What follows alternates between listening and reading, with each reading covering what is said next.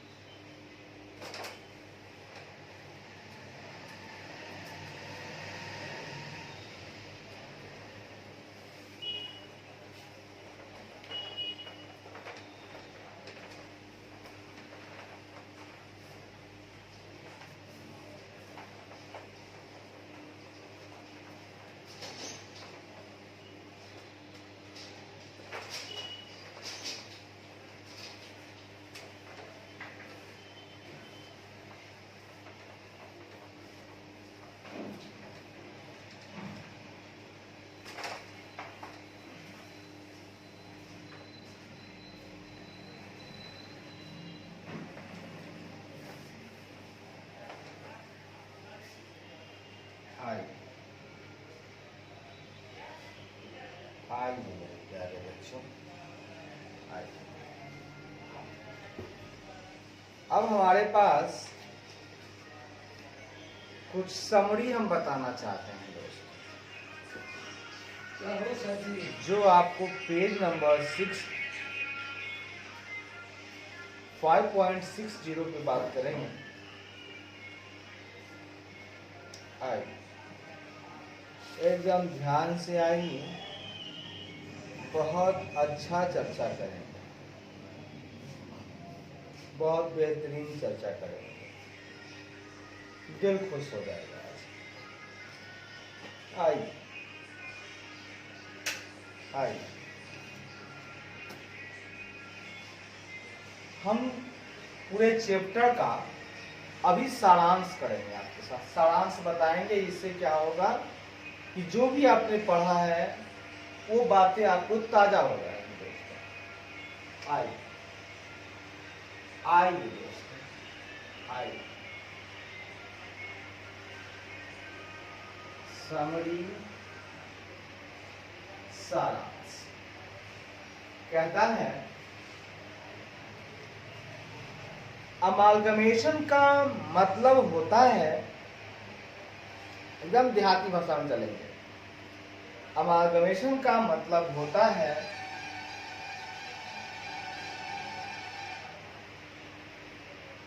Amalgamation का मतलब होता है दो या दो से अधिक, दो या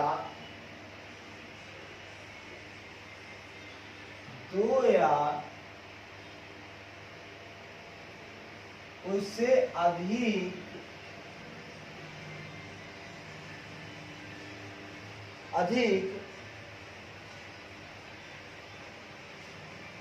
कंपनियों का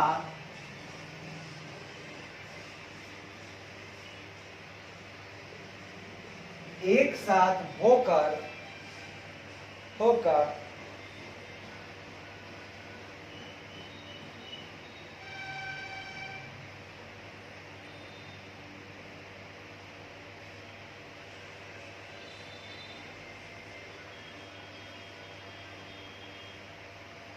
होकर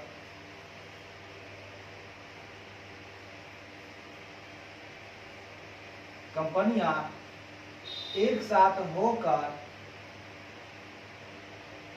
एक नई कंपनी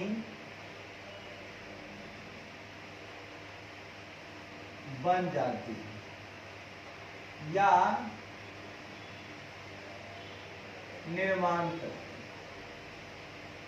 दोस्तों, अमालगमेशन का मतलब होता है कि दो या दो से अधिक कंपनी, जो एग्जिस्टिंग कंपनी है, दो या उससे अधिक, यहां लिख दीजिएगा, एग्जिस्टिंग कंपनियां एक साथ होकर एक नई कंपनी बना लेती है। ठीक है, बहुत अच्छी बात है। अभी हम लोग दो आदमी हैं, व्यापार कर रहे हैं। दोनों आदमी का विचार हुआ कि साहब अब हमसे सब कुछ चल नहीं पा रहा है, अकेले हम जो है बहुत अच्छे तरीके से रन नहीं करवा रहे हैं, मार्केट में मेरा व्यापार का स्थिति बहुत बेहतरीन नहीं हो पा रही है। चलो ना आपस में दोनों मिल जाते हैं और मिलकर एक नई कंपनी बना लेते हैं। The joint company lost their identity, है ना। जो कंपनी, जो एग्जिस्टिंग कंपनी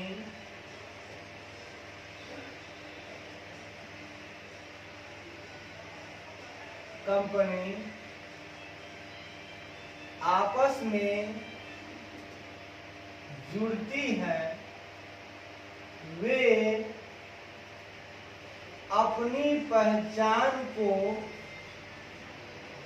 खो देती है।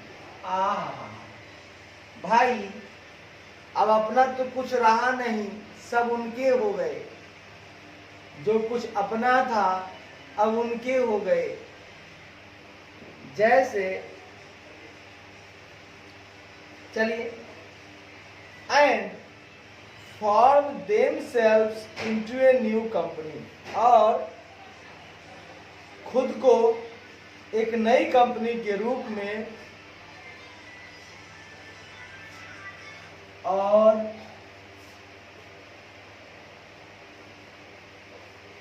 अपने आप को एक नई कंपनी के रूप में निर्माण कर लेती है। अपने आप को कहती है कि भैया अब तुम्हें एक नई कंपनी के रूप में फॉर्म कर। बस अमालगमेशन में क्या इंक्लूड होता है आप बताता हूं दोस्तों।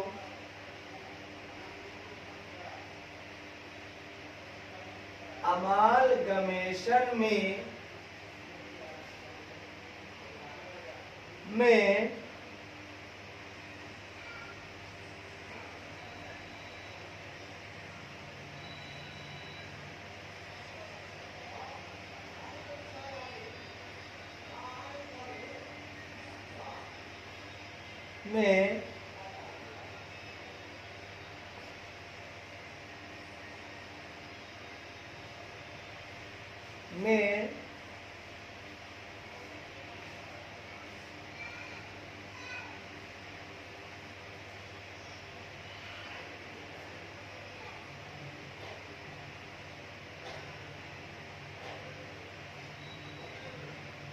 अमालगमेशन में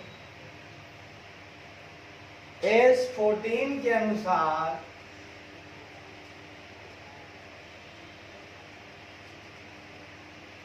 S14 के अनुसार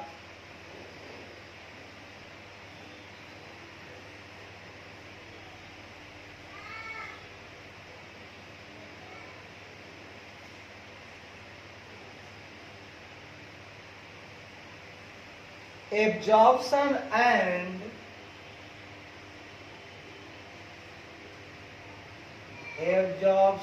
और external reconstruction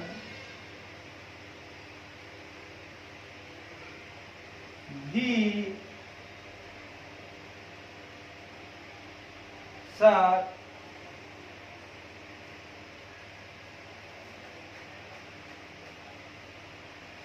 इंक्लूड होता है। बहुत सुंदर। S14 का जो स्कोप है, S14 के स्कोप के अनुसार जो उसका क्षेत्र है वो कहता है कि अमालगमेशन में आपका एब्जॉर्प्शन और एक्सटर्नल रिकंस्ट्रक्शन भी इंक्लूड होता है। दोस्तों, ये जो हमारा अमालगमेशन है इसमें दो या दो से अधिक कंपनियां आपस में मिलकर एक नई कंपनी का निर्माण कर लेती हैं। ये तो बहुत ही उम्दा बातें हैं। और साथ ही साथ S14 के अनुसार कहा जाता है कि ये जो हमारा अमालगमेशन है इसमें एब्जॉर्प्शन भी आता है। किसी कंपनी को एब्जॉर्ब कर लेना ये भी कहलाता है हमारा, क्या कहलाता है? अमालगमेशन। और साथ ही साथ एक्सटर्नल रिकंस्ट्रक्शन, अगर आप अपने व्यापार को रिकंस्ट्रक्ट करते हैं, कुछ लॉसेस को हटाते हैं, कुछ बदलाव लाते हैं अपने व्यापार में, हाँ, तो उस बदलाव को भी हम लोग अमालगमेशन ही कहते हैं। ये बड़ा ही बेहतरीन और पॉइंट वाली बातें हैं। अगर एक नंबर में पूछ दिया तो बड़े अच्छे तरीके से हम लोग इसको समझ पाएंगे जी साहब। अच्छा, बोलेगा क्या sir external conformation is amalgamation है या नहीं? आप कंफ्यूज हो गए, भैया ये तो दूसरा चीज है। नहीं बाबू, दूसरा चीज नहीं है। अमालगमेशन, एक्सटर्नल रिकंस्ट्रक्शन भी अमालगमेशन है, एब्जॉर्प्शन भी अमालगमेशन है। गुड।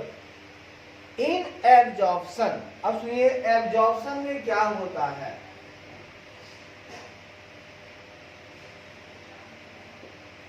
एब्जॉर्प्शन में एक एग्जिस्टिंग कंपनी दूसरे एग्जिस्टिंग कंपनी के बिजनेस को टेक ओवर कर लेती है। में एक एग्जिस्टिंग कंपनी दूसरे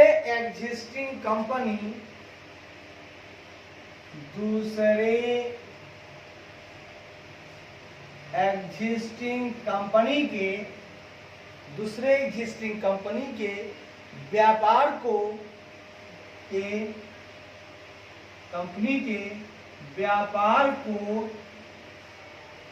टेक ओवर कर लेती है। बहुत उम्दा, बहुत बेहतरीन। टेक ओवर कर लेती है, बहुत बढ़िया। उसके बाद इस प्रकार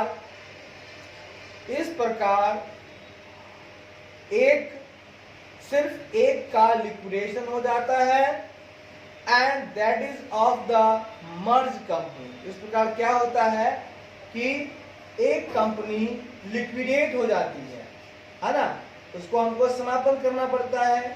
क्योंकि अब उसकी कंपनी को हम टेक ओवर कर लेंगे तो उसका तो समापन हो ही जाएगा ना। इस प्रकार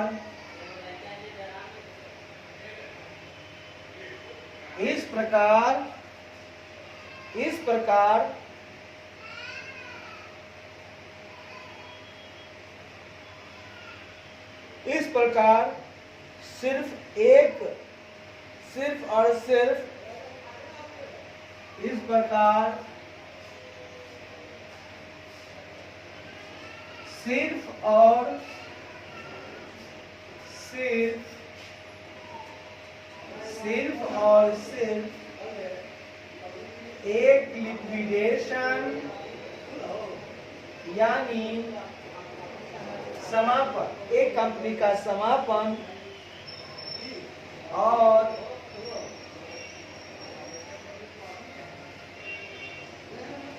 एंड वही और वही जिसका समापन होता है वही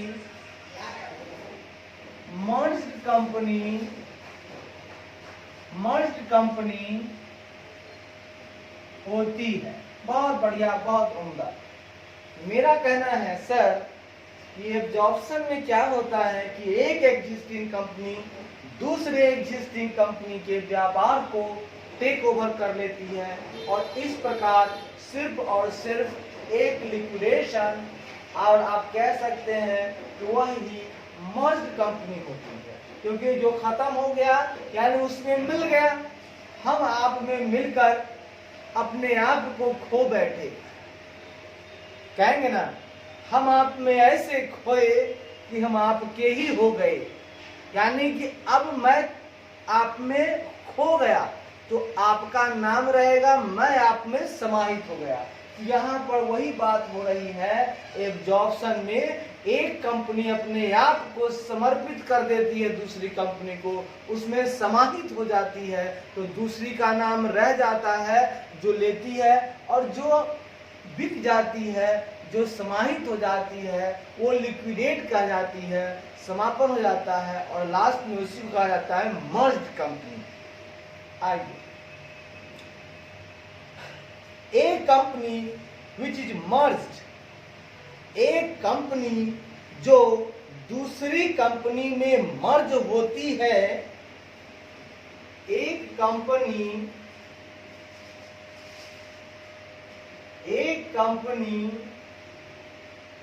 जो दूसरे कंपनी में मर्ज हो जाती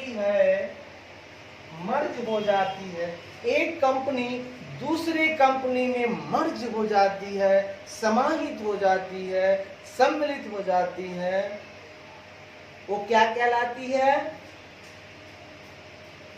जो मर्ज हो जाती है, जो कंपनी मर्ज हो जाती है,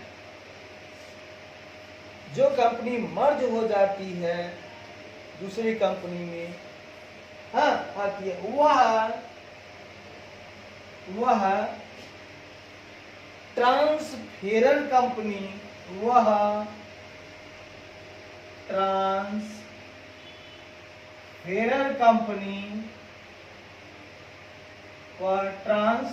कंपनी या वेंडर कंपनी या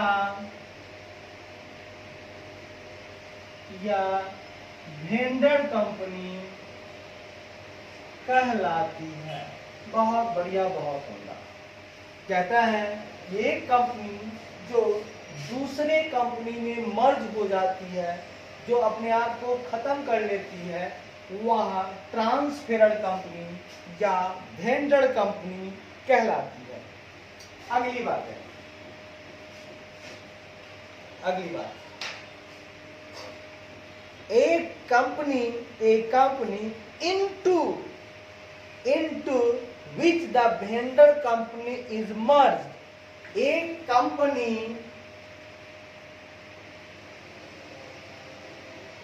कंपनी जिसमें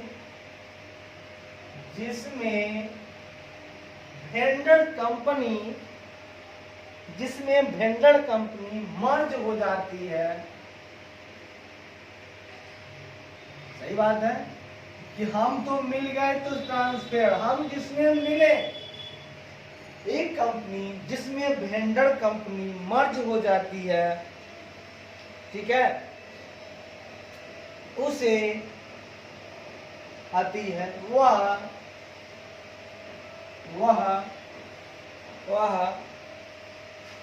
ट्रांसफरी कंपनी, वह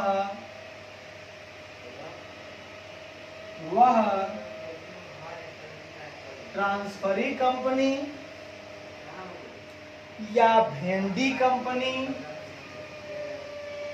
या भेंडी कंपनी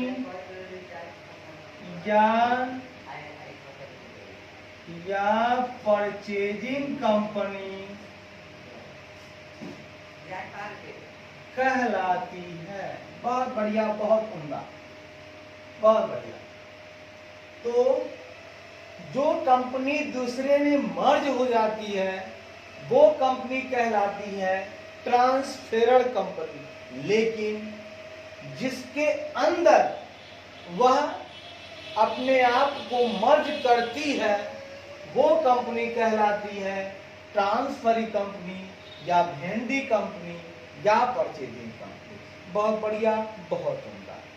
दोस्तों, हम आगे की तरफ बढ़ते हैं।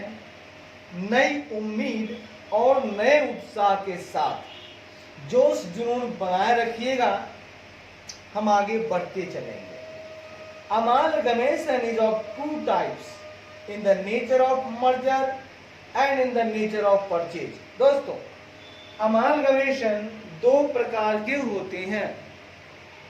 दोस्तों, अमालगमेशन दो प्रकार के होते हैं, ठीक है। अमालगमेशन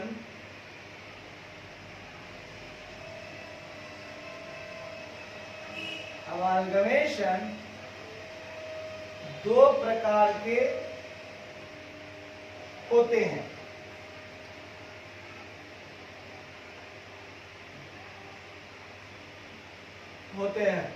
पहला, इन द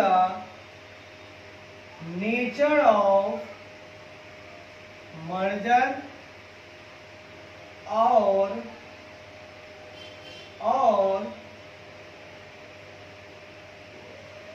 दूसरा इन the nature of purchase. In the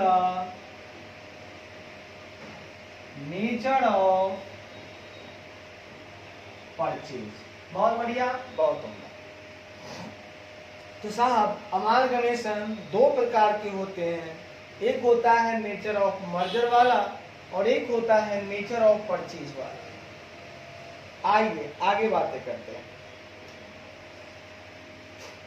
in amalgamation in the nature of merger there is genuine pooling of, ठीक है।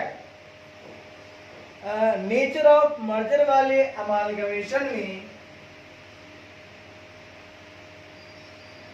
नेचर ऑफ मर्जर वाले अमालगमेशन में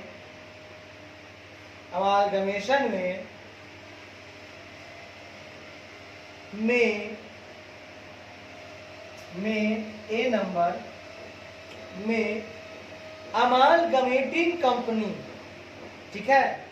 अमालगमेटिंग मतलब जो अमालगमेट हो रही है, खत्म हो रही है, मतलब में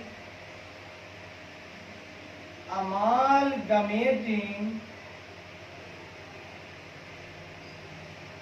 कंपनी के एसेट और लायबिलिटीज के एसेट तथा लायबिलिटीज, और दूसरा बी नंबर, और दूसरा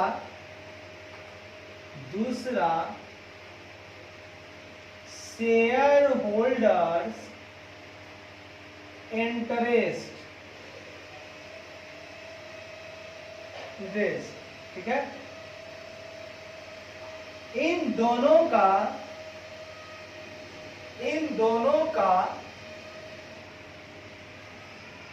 का जेन्युइन पूलिंग होता है। जेन्युइन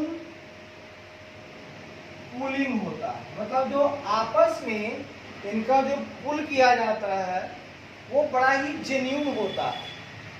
कि भैया मर्जर में क्या होता है, पुल मतलब जोड़ना।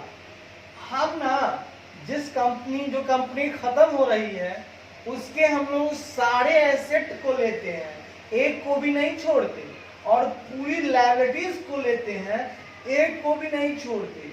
और शेयर होल्डर का जो इंटरेस्ट होता है, यानी उसका रिजर्व, उसका सरप्लस, ये सब होता है ना।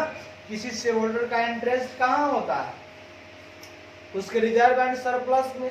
हम उसको भी ले लेते हैं, मतलब उसका हम एक भी आइटम नहीं छोड़ते हैं।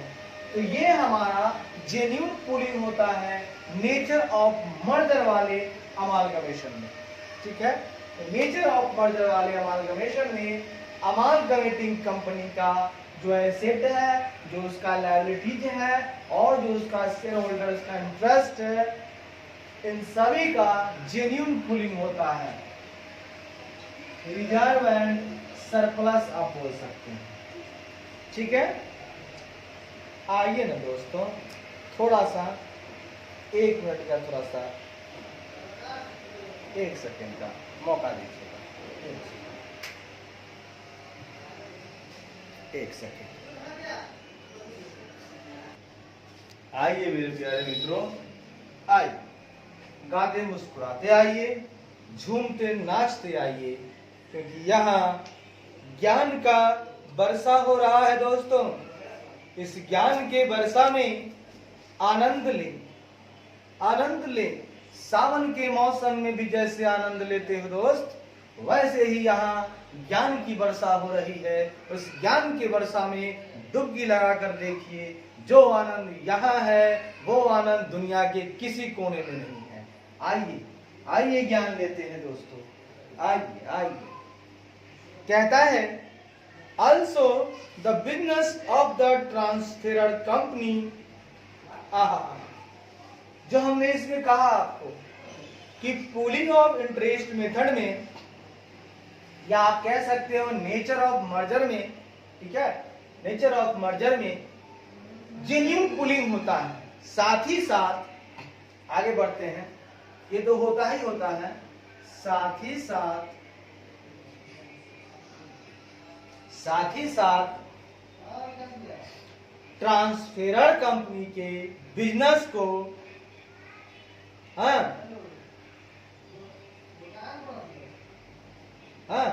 ट्रांसफेरर कंपनी के बिजनेस को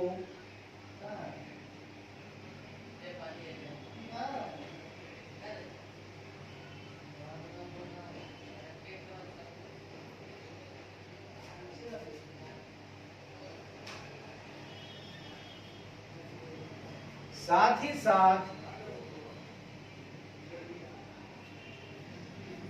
ट्रांसफरी कंपनी का इरादा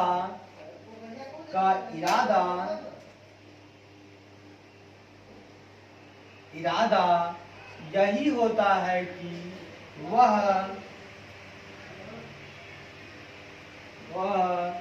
ट्रांसफेरर कंपनी के व्यापार को के ही व्यापार को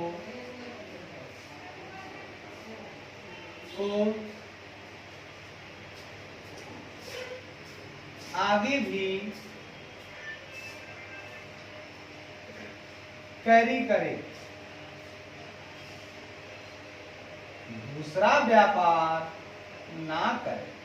बहुत कहते बहुत कहता है कि ट्रांसफरी कंपनी जिसके अंदर समाहित हो गया है ट्रांसफेरर कंपनी, उसका इरादा यही होना चाहिए कि वह जो ट्रांसफेरर कंपनी का व्यापार था वही आगे भी सुचारू रूप से कैरी करे, है ना, व्यापार को आगे भी सुचारू रूप से कैरी करे, चलाए, बोलिए, या कैरी करे, चलाए या कैरी करे, दूसरा व्यापार ना करे। S14 के पारा 3E में निर्धारित कंडीशन, है ना,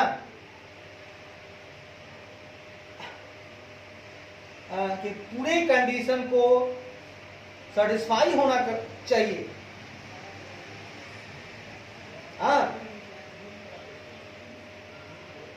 S14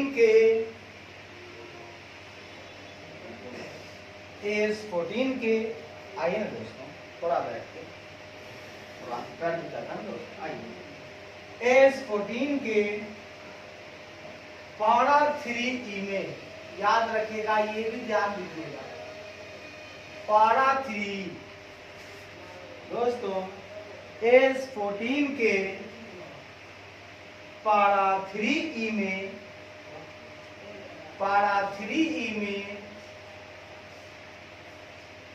निर्धारित जो शर्त है उनको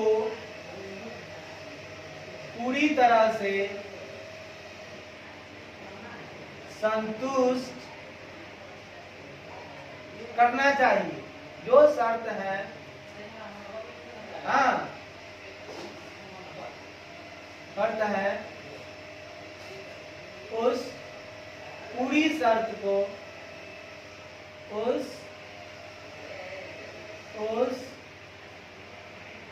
शर्त है उस संपूर्ण शर्त को संतुष्ट करना चाहिए। जितनी भी कंडीशन है दोस्तों S14 के पारा 3E में उन संपूर्ण शर्त को संतुष्ट करना चाहिए। इवन अगर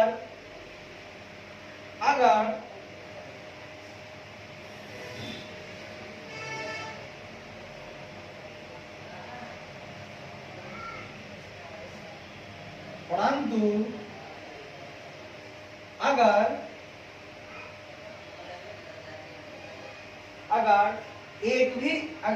एक कंडीशन भी सेटिस्फाइड नहीं होता है, परंतु अगर एक कंडीशन भी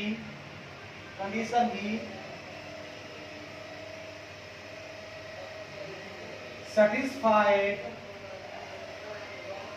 नहीं होता है, तब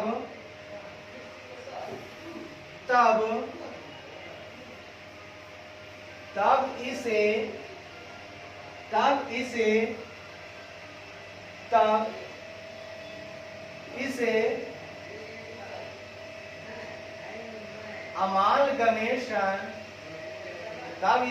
amalgamation in the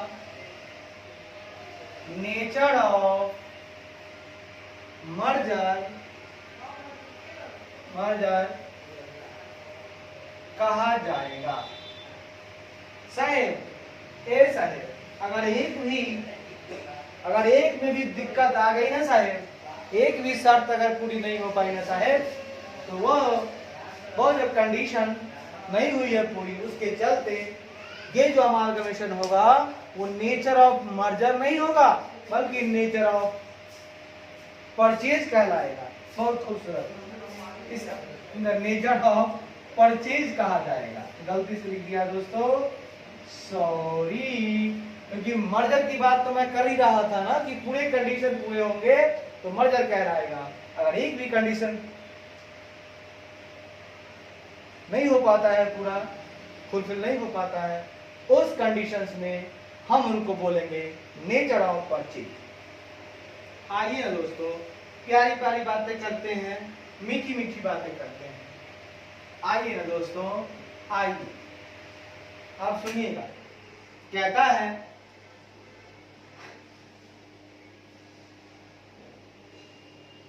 amalgamation in the nature of purchase में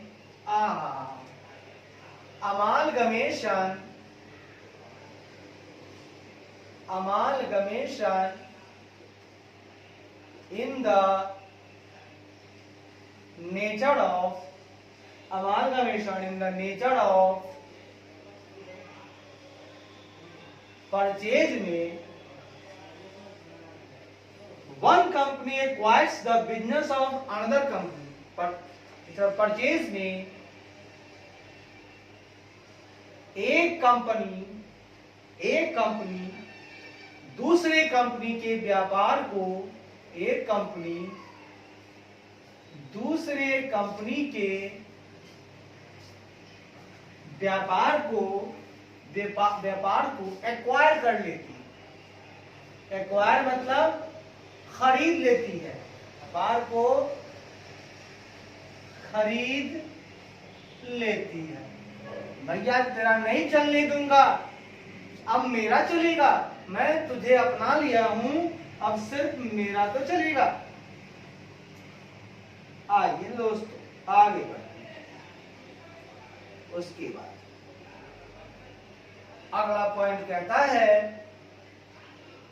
purchase consideration can be defined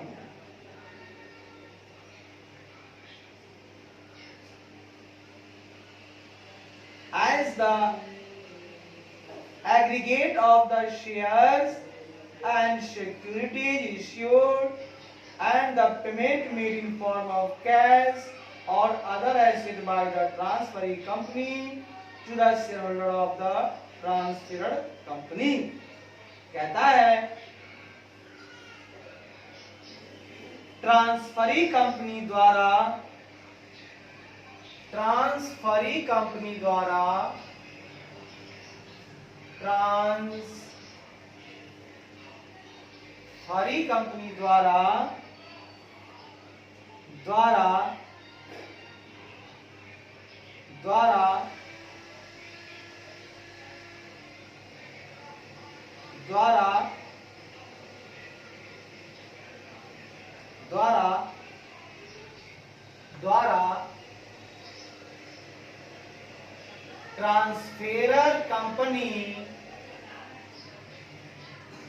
ट्रांसफेरर company के शेयर होल्डर को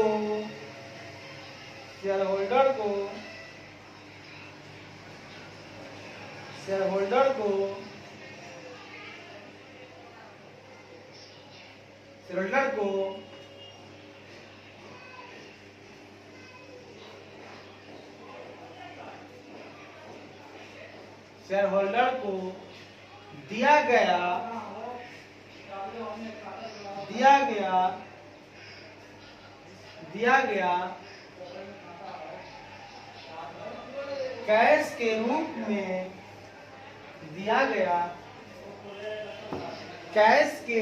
में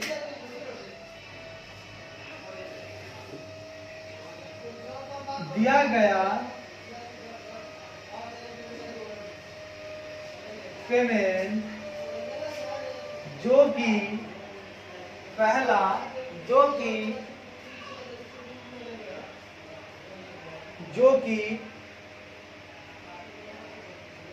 कि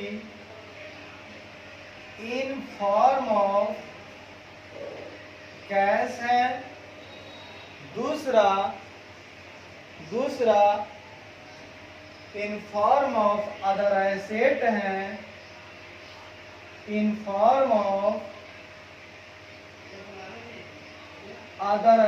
है, हम कुछ भी दे सकते हैं। तीसरा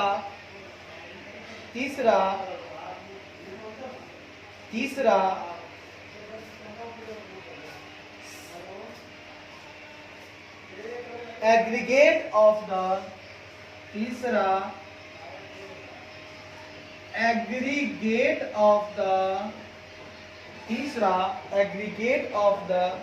शेयर एंड सिक्योरिटीज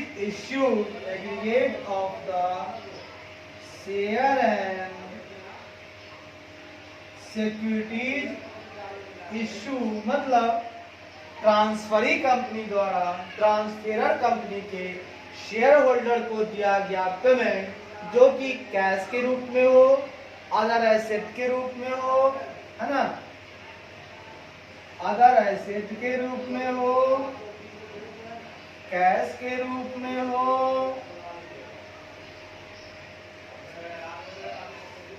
तथा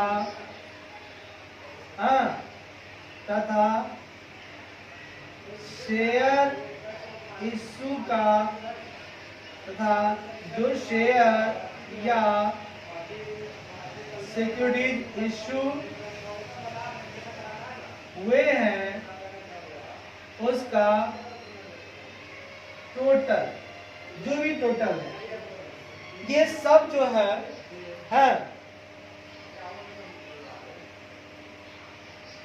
पेमेंट है, ये सभी आपस में आपस में एक साथ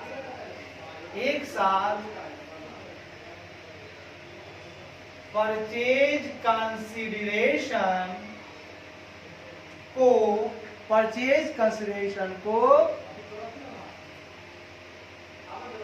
परिभाषित कर सकते हैं। यानी अगर ये आपस में तीनों मिल जाएं तो यही हमारा पीसी कहलाएगा। यानी एक ट्रांसफरी कंपनी जब अपने ट्रांसफरर कंपनी को कुछ देती है तो वो पीसी ही देती है। तो पीसी को डिफाइन अगर हम करते हैं तो पीसी जो आपका होगा मित्र वो कैश के रूप में हो सकता है, किसी दूसरे एसेट के रूप में हो सकता है, और आप शेयर दे सकते हो दोस्त, या सिक्योरिटीज भी आप दे सकते हो मेरे दोस्त। ठीक है, चलिए यहां तक तो बात आ गई समझ में मित्र। आगे बढ़ते हैं। कहता है परचेज कंसिडरेशन को कंप्यूट करने के विभिन्न मेथड हो सकते हैं। आहा मेरे दोस्त, आहा मेरे दोस्त। आइए ऊपर बढ़ते हैं। आइए मेरे दोस्त, कहता है जो सुन लीजिएगा, परचेज कंसिडरेशन को यानी परचेज कंसिडरेशन को मूल्यांकित करने के विभिन्न मेथड हो सकते हैं। कोई भी मेथड हो सकते हैं, बहुत सारे मेथड हो सकते हैं। जैसे पहला लमसम मेथड।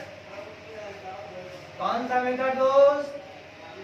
Lump sum method. उसके बाद नेट पेमेंट मेथड। दूसरा होगा नेट पेमेंट मेथड। फिर तीसरा होगा net assets method. Net assets method. और दोस्त चौथा होगा इंट्रिंसिक वैल्यू या शेयर एक्सचेंज मेथड। क्या होगा? इंट्रिंसिक या बोल सकते हैं इंट्रिंसिक या शेयर एक्सचेंज। इंट्रिंसिक वैल्यू, ये इंट्रिंसिक वैल्यू छूट गया है। इंट्रिंसिक वैल्यू या शेयर एक्सचेंज मेथड। तो दोस्तों हम लोग जो पीसी निकालते हैं उनका चार तरीका हो सकता है। चार तरीका में पहला होगा लमसम मेथड, दूसरा होगा नेट पेमेंट मेथड, तीसरा होगा नेट एसेट मेथड, चौथा होगा आपका इंट्रिंसिक वैल्यू या शेयर एक्सचेंज मेथड। अब आइए मेरे मित्र आगे बढ़ते हैं। आगे बढ़ते बढ़ते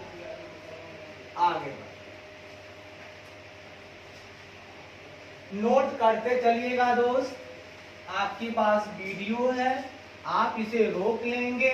पूरे देहाती भाषा में हम चल रहे हैं। किसी तरह की दिक्कत आने की संभावना दूर दूर तक नहीं रहेगी, दूर दूर तक नहीं रहेगी। मैं वो किसान हूं जब तक दूसरे पर आशा रखा फसल काट नहीं पाया, अब चला हूं फसल खुद ही काटने। मैं वही किसान हूं मित्र, वही किसान हूं। अब मैं एक किसान हूं, ना किसी का मित्र हूं, ना कोई स्टूडेंट हूं, मैं तो बस एक किसान हूं दोस्त। आइए अगला पॉइंट कहता है there are two main method of accounting for amalgamation. Amalgamation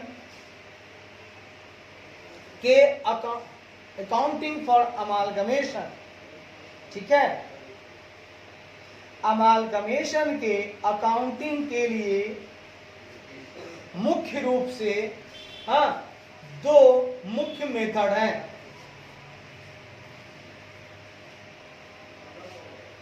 amalgamation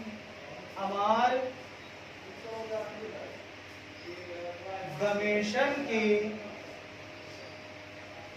accounting का मुख्य दो मेथड है। बहुत अच्छा मेथड। हम अगर अमालगमेशन की अकाउंटिंग करने चलते हैं तो मेरे पास दो मेथड मिलता है। पहले का नाम है पूलिंग ऑफ इंटरेस्ट मेथड। पहले का नाम है पूलिंग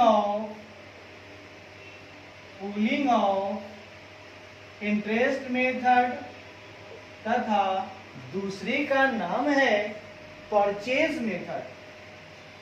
दूसरे का नाम है परचेज मेथड। आइए ना मित्र आगे फिर बढ़ते हैं।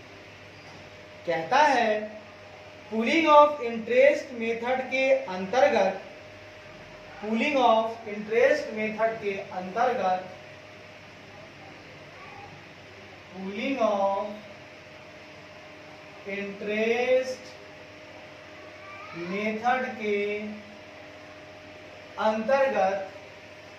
अंतर्गत एसेट, लायबिलिटीज और रिजर्व के अंतर्गत ट्रांसफेरर कंपनी का के अंतर्गत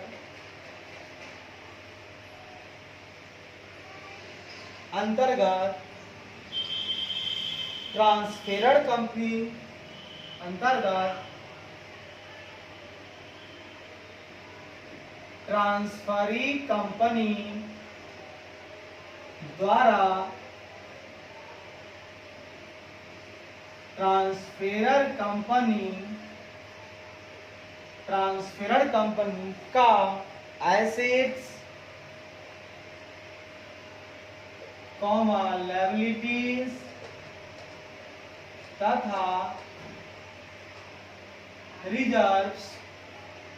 तथा रिजर्व्स को भी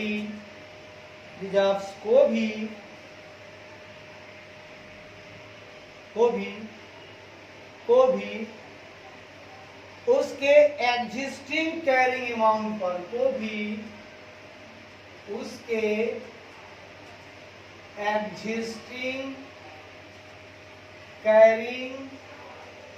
उसके एग्जिस्टिंग कैरिंग अमाउंट्स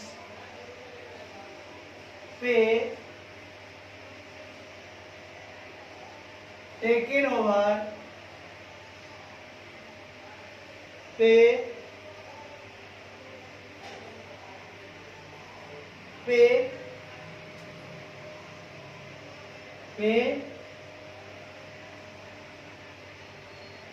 ले लिया जाएगा, यानी टेक ओवर कर लिया जाएगा। मैं कहना चाहता हूं दोस्त कि पूलिंग ऑफ इंटरेस्ट मेथड में ट्रांसफरी कंपनी द्वारा ट्रांसफेरर कंपनी के एसेट, लायबिलिटी तथा रिजर्व को भी उसके एग्जिस्टिंग कैरिंग अमाउंट पर ही टेक ओवर कर लिया जाएगा। वो जो लेगा ना ट्रांसफरी, वो कैरिंग अमाउंट पर लेगा, बट तीनों को लेगा, एसेट को भी लेगा, लायबिलिटीज को भी लेगा और साथ ही साथ उसका रिजर्व भी समेट लेगा, कुछ भी नहीं छोड़ेगा। और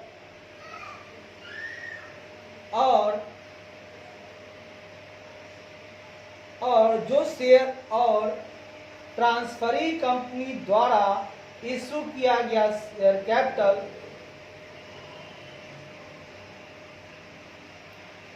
और सुनिएगा तथा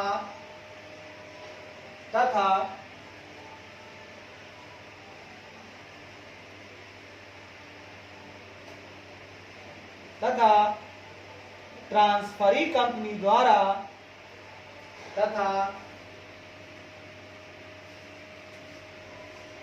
transferee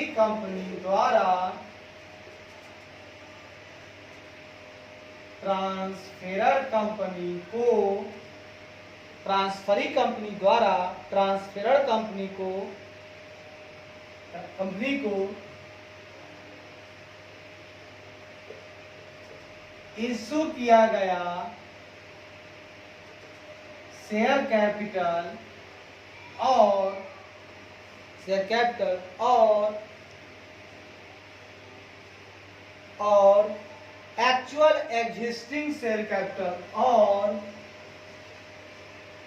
actual existing share capital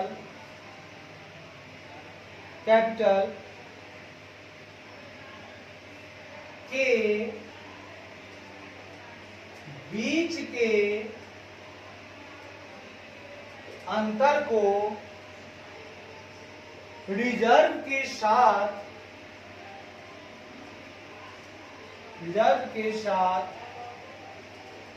adjust किया जाएगा। ये क्या कह दिया दोस्त? ये कह दिया ये दोस्त, सुनिएगा प्यार मोहब्बत सुनिएगा दोस्त, एक मिनट।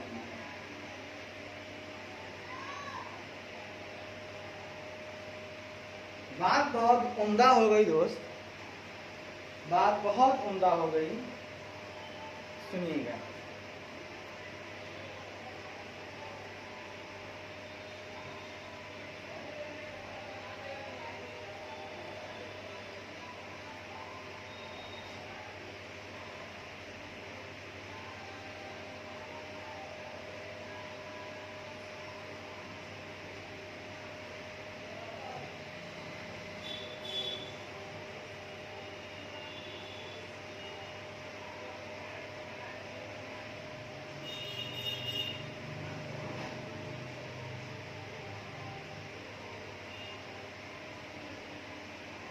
दोस्त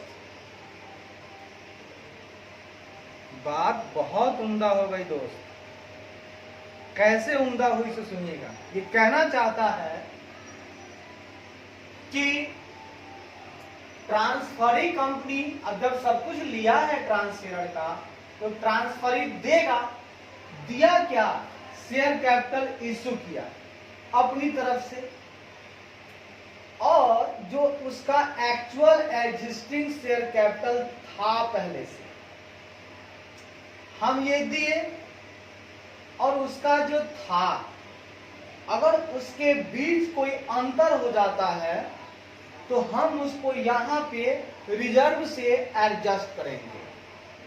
अब सुनिएगा, हम उसका तो हर चीज ले रहे हैं, यहां से हम सब कुछ उसका लेके दे रहे हैं, तो उसके बीच कुछ अगर अंतर हो जाता है, डिफरेंस आ जाता है, तो उसको हम रिजर्व के साथ एडजस्ट करेंगे।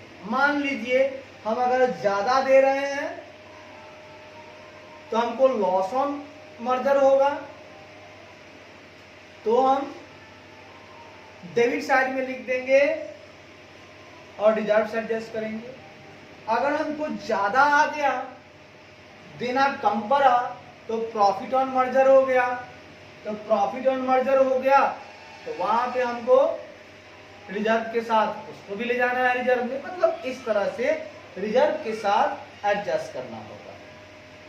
आइए ना दोस्तों आगे बढ़ते हैं। कहता है परचेज मेथड के अंतर्गत, आगे बढ़ते हैं, परचेज मेथड के अंतर्गत अंतर्गत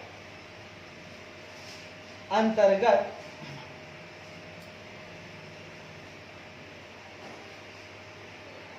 अंतर्गत ट्रांसफेरर कंपनी के अंतर्गत ट्रांसफेरर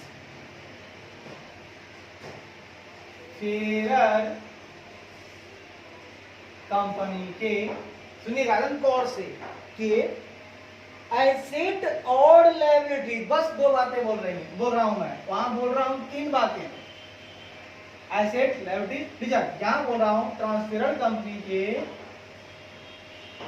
एसेट तथा लायबिलिटीज को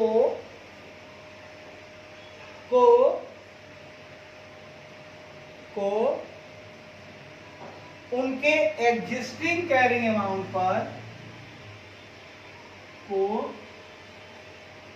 उसके एग्जिस्टिंग कैरिंग अमाउंट पे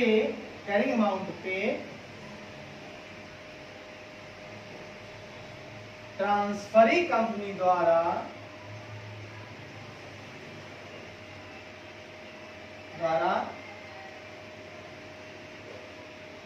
अपने में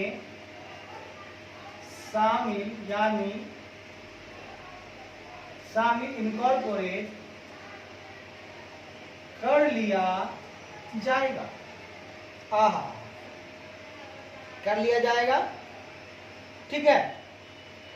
या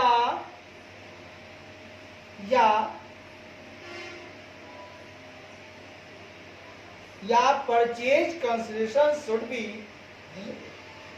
allocated to individual identifiable asset and liabilities, या तो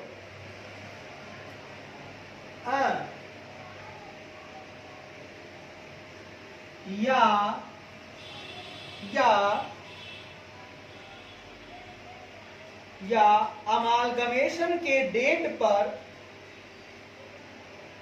या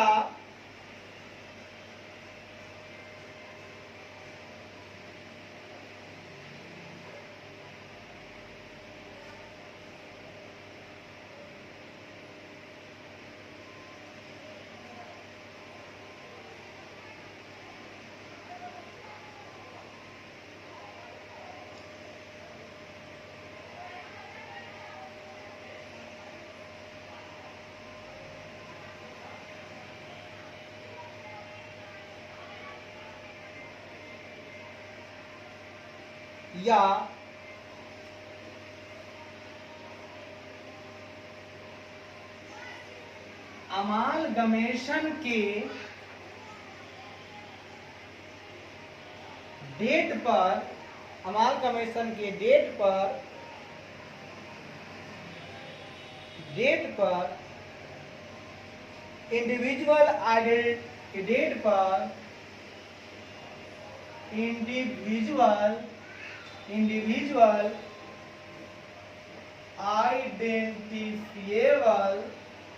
इंडिविजुअल आइडेंटिफिएबल एसेट और लायबिलिटीज को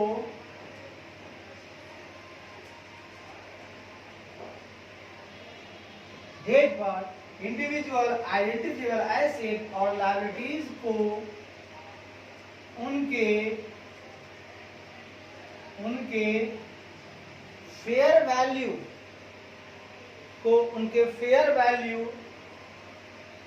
के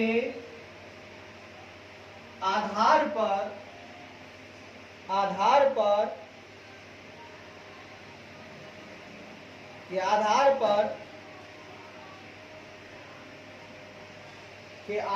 पर परचेज कंसिडरेशन को एलोकेट करना चाहिए। अब क्या हमने कह दिया, सो सुनिए, हमने कहा कि परचेज मेथड के अंतर्गत हमारे पास जो ट्रांसफेरर कंपनी है उनका सिर्फ एसेट तथा लायबिलिटीज उसके एग्जिस्टिंग कैरिंग अमाउंट पे इनकॉर्पोरेट कर लिया जाएगा। कौन कर लेगा इनकॉर्पोरेट? ट्रांसफरी कंपनी कर लेगा।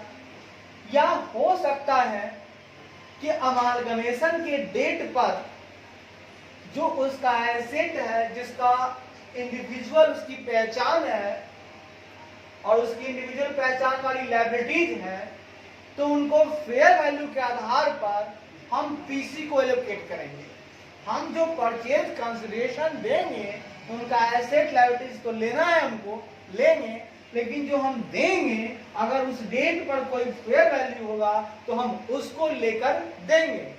बट मर्जर मेथड में हम ऐसा नहीं करेंगे, वहां हम सिर्फ और सिर्फ उसका बुक वैल्यू लेंगे, उसका कैरिंग अमाउंट लेंगे। चलिए आगे बढ़ते हैं। कहता है परचेज कंसिडरेशन, है ना, और purchase consideration and the net asset of the transferor company. सुनिएगा, ट्रांसफेरर कंपनी का नेट एसेट, ट्रांसफेरर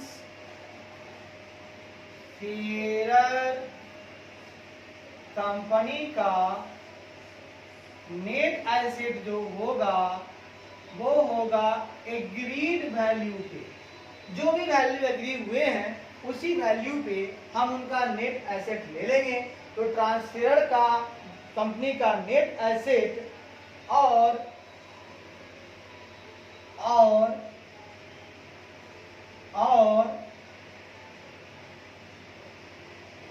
ट्रांसफरी कंपनी द्वारा दिया गया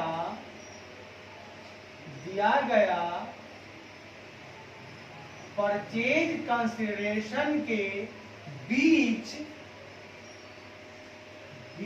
के अंतर को, अब मान लीजिए ज्यादा अलग गिल्लो कम, समझिएगा, ज्यादा अलग गिल्लो कम तो कैपिटल रिजर्व हो गया।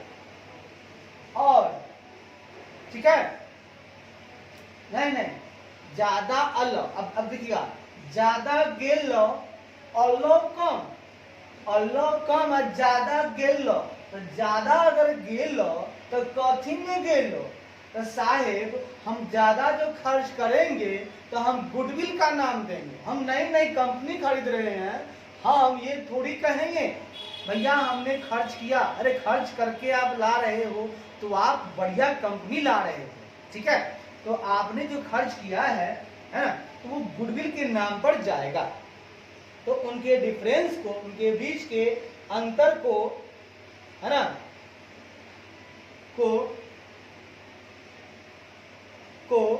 अंतर को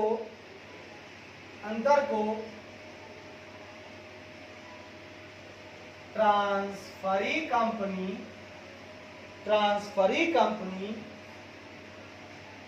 के बुक में गुडविल या कैपिटल रिजर्व के रूप में, के बुक में गुडविल या कैपिटल रिजर्व के रूप में रिकॉर्ड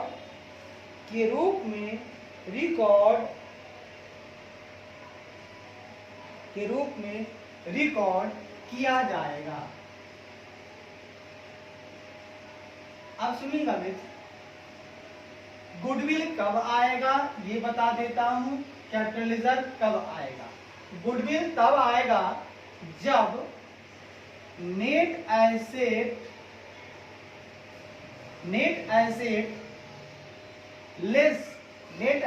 कम आ रहा है, more than net asset less than capital reserve. अगर नेट एसेट कम जाता है और परचेज और पीसी,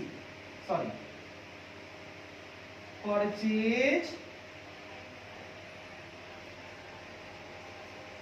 कंसिडरेशन अगर ज्यादा जाता है तो गुडविल, और वहीं पर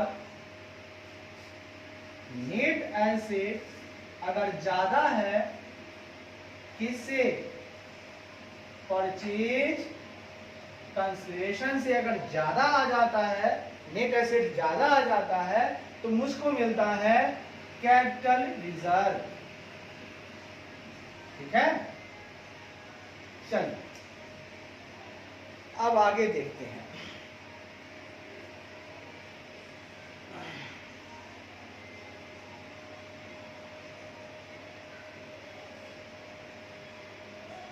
सुनिएगा, अमालगमेशन के बाद, अमालगमेशन के बाद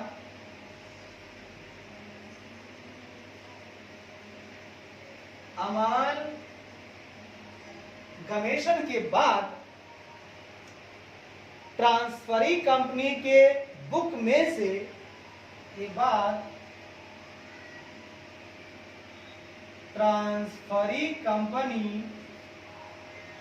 के बुक में से, ट्रांसफरी कंपनी के बुक्स में से, हाँ में से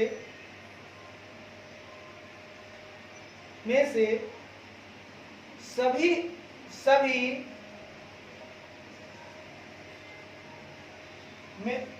में से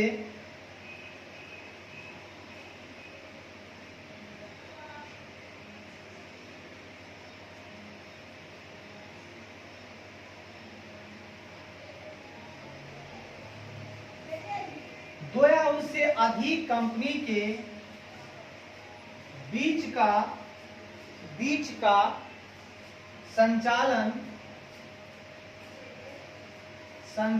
में शामिल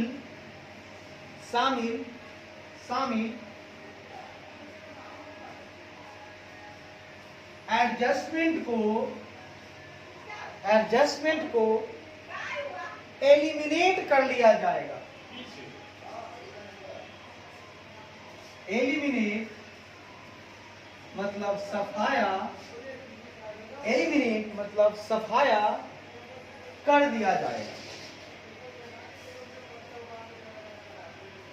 दोस्तों, सफाया कर दिया जाएगा, बहुत ही बेहतरीन, बहुत ही उम्दा। मतलब जो ट्रांसफरी कंपनी है, अब इसमें हम जिस कंपनी को अपने में मिला रहे हैं, अगर वहां कुछ ट्रेड पेपर्स था, हमको लेना था, उसको देना था, अब उसको हम अपना लिए, तब लेना देना रहा कहाँ? तो दोनों को आपस में सेट ऑफ कर देंगे, यानी उस एडजस्टमेंट को हम लोग खत्म कर देंगे। चलिए दोस्तों, आपका समरी यहीं तक था। इसके आगे हम आपके नॉलेज का टेस्ट करेंगे, आपका MCQ लेंगे। आइए, यहां तक कोई दिक्कत वाली बात?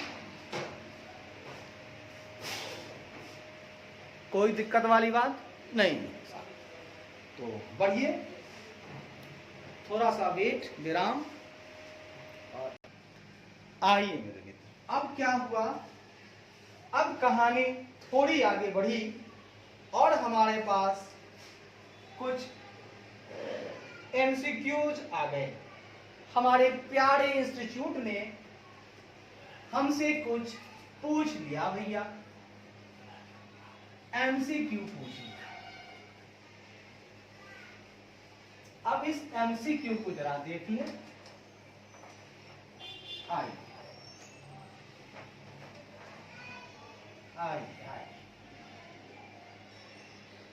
पहला MCQ था, अब हम MCQ कर रहे हैं। पहला MCQ था, अमालगमेशन के केस में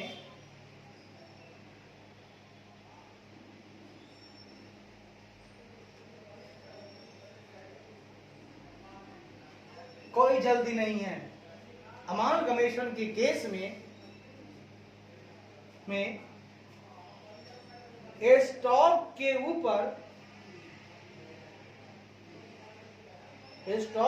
ऊपर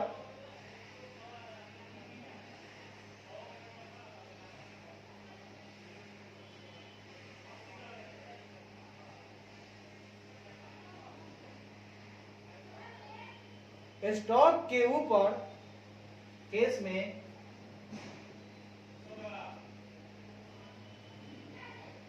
स्टॉक के ऊपर हुए अनरियलाइज्ड प्रॉफिट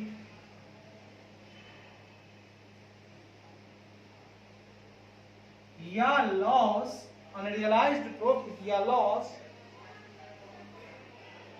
के एलिमिनेशन के लिए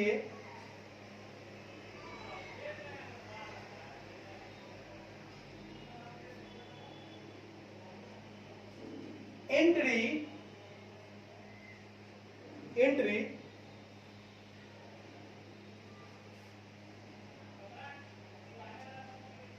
कौन सी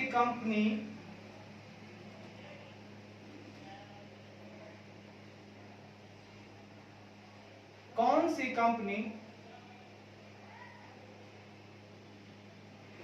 बनाता है, मतलब अमालगमेशन हो रहा है और अनरियलाइज्ड प्रॉफिट है, तो शायद कौन ऐसी कंपनी होगी बताइए।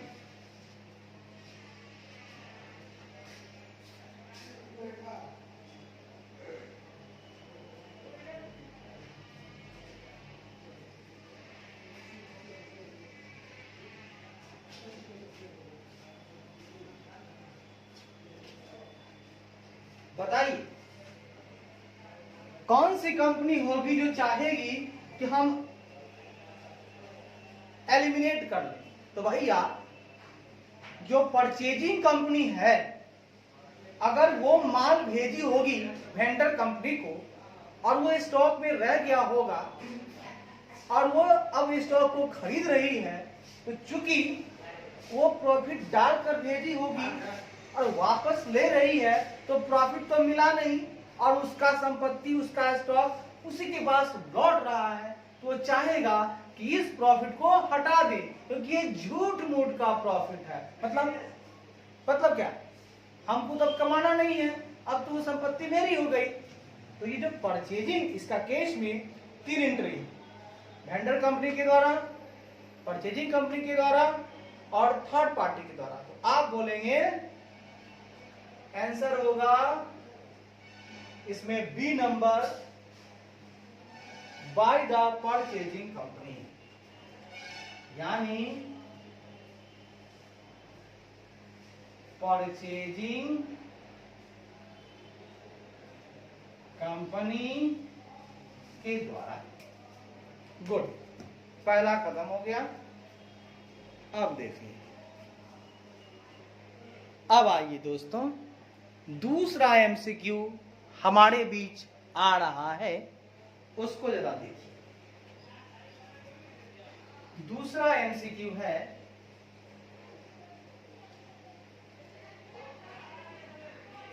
पूलिंग ऑफ इंटरेस्ट मेथड के अंतर्गत, पूलिंग ऑफ इंटरेस्ट मेथड के अंतर्गत, परचेज के अंतर्गत परचेज कंसिडरेशन और share capital of transferee company. सुनिएगा, ट्रांसफरी कंपनी का शेयर कैपिटल, ठीक है, क्योंकि दोस्त जब हम ट्रांसफरर कंपनी का सामान लेते हैं तो बदले में हम अपने पूंजी से ही कुछ देते हैं ना। तो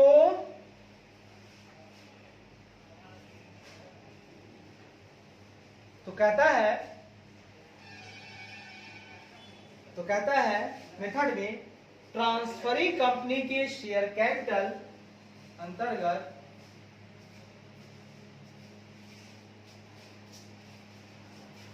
ट्रांसफरी कंपनी के शेयर कैपिटल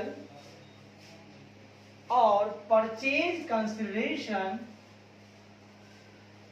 और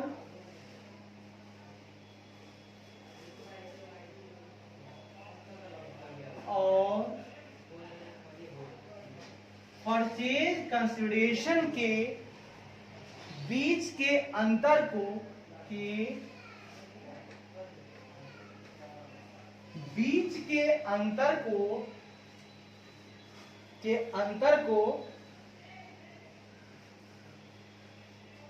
अंतर को किस से एडजस्ट करना चाहिए, अंतर को किससे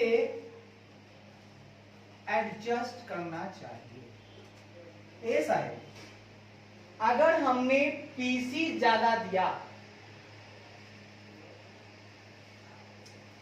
ठीक है, चूंकि हम उनका सब कुछ ले रहे हैं, मर्जर में हम सिर्फ नेट एसेट नहीं लेते हैं, हम उनका सब कुछ ले लेते हैं और वो ट्रांसफरी कंपनी का सब कुछ हो जाता है। तो ट्रांसफरी कंपनी का जो शेयर कैपिटल हो गया वो सब कुछ उनका ले लिए हम और पीसी दिए, तो उनके बीच में अगर कुछ अंतर होता है, अगर पीसी ज्यादा होता है या पीसी कम हो जाता है, तो इसके बीच में कुछ अंतर आ जाते हैं, उसको किससे एडजस्ट करना चाहिए। आपके पास तीन ऑप्शन है, general reserve, amalgamation adjustment account और आपके पास है गुडविल या कैपिटल रिजर्व।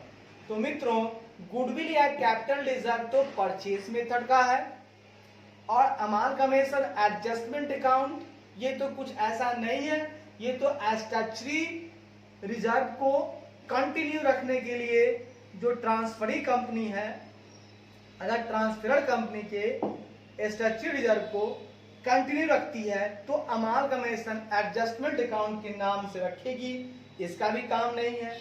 एक बच रहा है जनरल रिजर्व, तो हमें इसका आंसर होगा ए नंबर, हमें इसे जनरल रिजर्व से ही एडजस्ट करना चाहिए। तीसरा सवाल आ रहा है आपके पास, कहता है अमालगमेशन के समय पर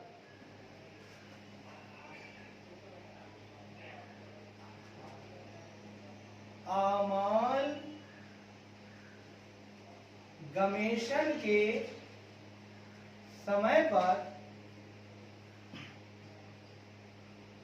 परचेज कंसिडरेशन में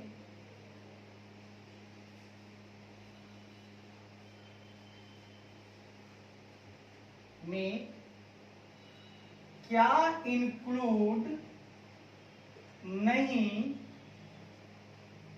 किया जाता है। भैया, जब अमालगमेशन हम करते हैं तो पीसी में क्या नहीं जोड़ते हैं, हम बारी बारी से सबको पढ़ेंगे। सुनिएगा, पीसी में क्या इंक्लूड नहीं होता है, तो वैसे तो हम जानते हैं प्रेफरेंस शेयर अगर देते हैं तो भी इंक्लूड होगा, इक्विटी शेयर देते हैं वो भी इंक्लूड होगा, अगर डिवेंचर देते हैं तो वो इंक्लूड पीसी का पार्ट नहीं है, ये तो हम जानते हैं। तो पहला सवाल है कि प्रेफरेंस शेयर जो इश्यू होता है ट्रांसफरी कंपनी के द्वारा, इश्यू कौन करेगा, ट्रांसफरी कंपनी के द्वारा ट्रांसफरर कंपनी के प्रेफरेंस शेयर होल्डर को, ठीक है। चूंकि ट्रांसफरर कंपनी का सब कुछ हम ले रहे हैं तो उनके प्रेफरेंस शेयर होल्डर को अगर हम यहां से प्रेफरेंस शेयर इश्यू करते हैं तो वो भैया पीसी का पार्ट है, तो ये नहीं होगा। दूसरा, payment made in the form of asset, अगर हम एसेट के रूप में कुछ भी पेमेंट करते हैं, जैसा कि थोड़ी देर पहले बताए थे हम, कि एसेट के रूप में, कैश के रूप में या शेयर के रूप में, अगर हम कुछ भी पेमेंट करते हैं, यानी ट्रांसफरी कंपनी पेमेंट करता है अपने ट्रांसफरर कंपनी के शेयर होल्डर को, है ना, जिसका सामान लिया है उसके शेयर होल्डर को, अगर वो देता है, पेमेंट करता है एसेट के रूप में, भैया वो भी पीसी का पार्ट है। लेकिन कहता है कि ट्रांसफरी कंपनी के वैसा सम जिसको ट्रांसफरी कंपनी के, है ना, द्वारा, ट्रांसफरी कंपनी द्वारा ट्रांसफेरर कंपनी के क्रेडिटर को पे किया जाता है। भैया ये पीसी का पार्ट नहीं है।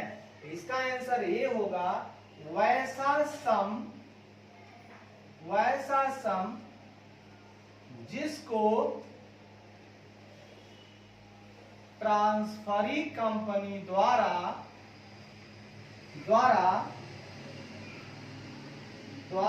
ट्रांसफेरर कंपनी के क्रेडिटर को डायरेक्टली पे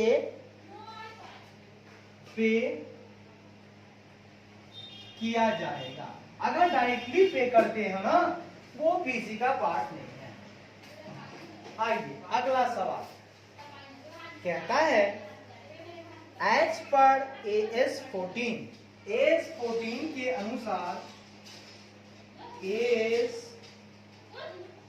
AS14 के अनुसार purchase consideration is the amount agreed payable to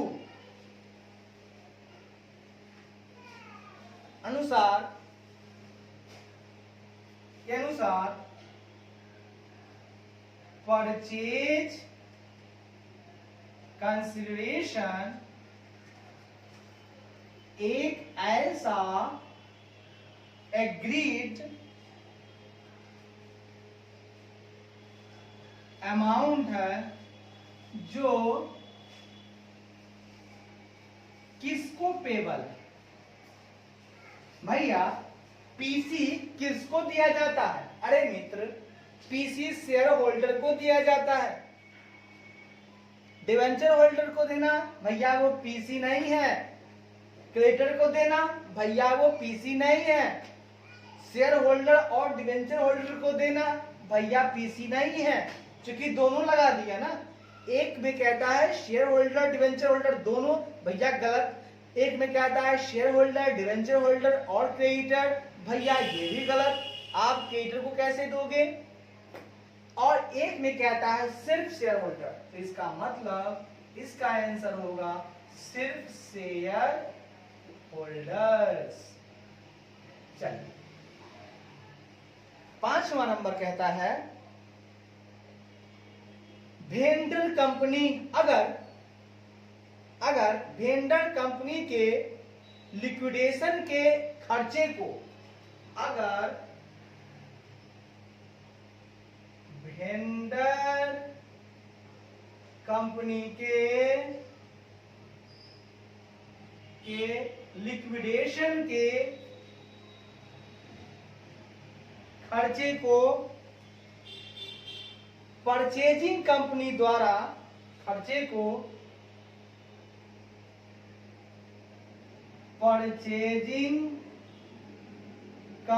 द्वारा भुगतान कर दिया जाता है, तब परचेजिंग कंपनी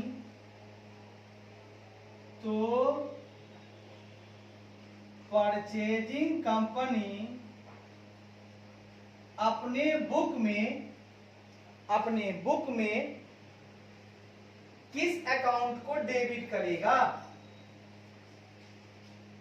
किस अकाउंट को डेबिट करेगा? दोस्तों, परचेजिंग कंपनी जो कुछ भी देगा ना, वो कहेगा भैया मैंने खर्चा नहीं किया, मैं तो गुडविल के लिए पे कर रहा हूं। वो हर हाल में गुडविल अकाउंट को ही, अब यहां कह रहा है पहला में वेंडर कंपनी के अकाउंट को, भैया हम वेंडर कंपनी को दे तो रहे हैं पैसा, इसका मतलब क्या? वेंडर कंपनी को हमने पैसा नहीं दिया, वो गलत है। डेबिट उसको नहीं करेंगे, लिक्विडेशन एक्सपेंस उसको भी डेबिट नहीं करेंगे, हम डेबिट करेंगे गुडविल अकाउंट को। क्योंकि हम जो कुछ भी खर्चा करेंगे वो हम मानेंगे कि हम गुडविल पे खर्चा कर रहे हैं। 6ठा नंबर, अब बढ़ते जाएंगे मित्रों। 6ठा नंबर कहता है amalgamation adjustment reserve open in the books of the amalgamated company to incorporate.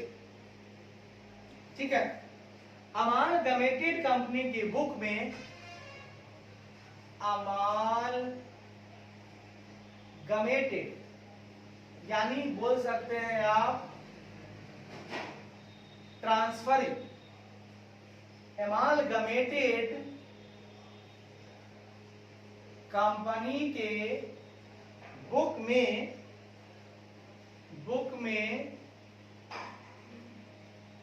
amalgamation adjustment reserve